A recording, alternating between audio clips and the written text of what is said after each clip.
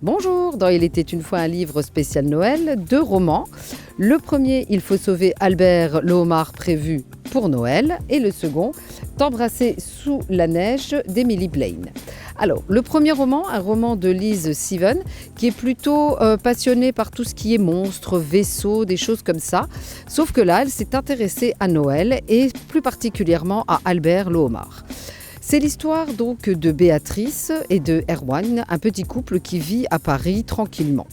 Erwan est originaire de Lorient et après une période de confinement un petit peu compliquée, enfin, avec sa famille, ils vont pouvoir fêter Noël comme il se doit. C'est l'occasion qu'il trouve pour pouvoir inviter Béatrice avec lui à cette superbe réunion de famille. Petite chose qu'il a un petit peu oublié de préciser à ses parents, c'est que Béatrice est végane. L'accueil se fait malgré tout bien, malgré la maman d'Erwan qui est très très possessive et qui aime bien fourrer le nez dans les affaires de cœur de son fils. Malgré tout, comme je disais, l'accueil se passe bien. Jusqu'au moment où Béatrice découvre au fond du garage un énorme homard vivant qui est destiné pour le repas de Noël. À partir de ce moment-là, elle n'aura de cesse que de trouver des plans pour pouvoir remettre le petit Albert à la mer pour qu'il puisse vivre des fêtes de Noël avec sa famille et que il ne soit pas dévoré tout cru par la famille Le Guélec qui n'a qu'une hâte, c'est de pouvoir le manger.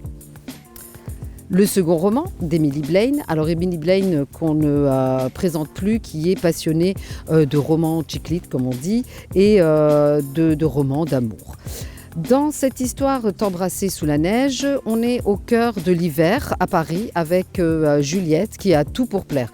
Un super job, un super chéri, 2 super amis, sauf qu'à quelques jours de devoir partir à la Barbade avec Simon, son amoureux, celui-ci la plante allègrement et elle se retrouve célibataire du jour au lendemain, à annuler ses congés et à devoir retourner au boulot.